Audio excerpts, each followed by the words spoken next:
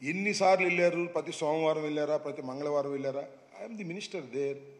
నేను వెళ్తాను. పద్దానికి ముఖ్యమంత్రి వెళ్ళి ప్రచారం చేసుకోవాల్సిన అవసరం ఏం లేదే.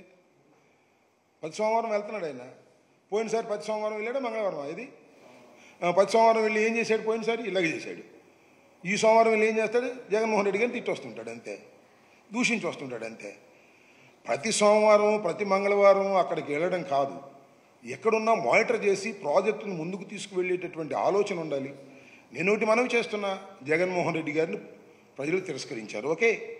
ఇంకా ఎందుకే చంద్రబాబు నాయుడు గారు మీరు జగన్మోహన్ రెడ్డి గారి మీద పడతారు? నువ్వు గొప్ప చెప్పుకో, నువ్వు పూర్తి చేయి, దానిలో ఉన్న తప్పులేంటో చెప్పు. ఇంకా బురదలే కార్యక్రమం చేస్తే జనం నమ్ముతారా?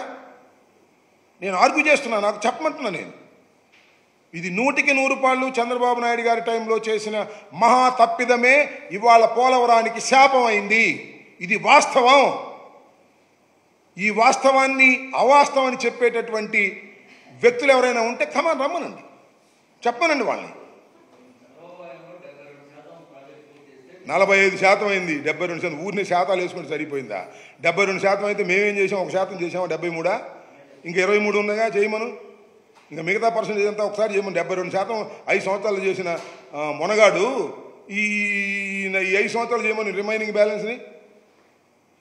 శాతాలు అంకెల గారడీలు కాదు, చిత్తశుద్ధి కావాలి, వాస్తవం చెప్పగలిగినటువంటి ధైర్యం కావాలి, తప్పు చేస్తే తప్పు చేశామని చెప్పే ధైర్యం కావాలి.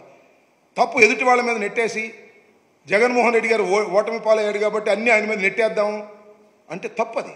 ఇది చాలా ఇంపార్టెంట్ ప్రాజెక్ట్.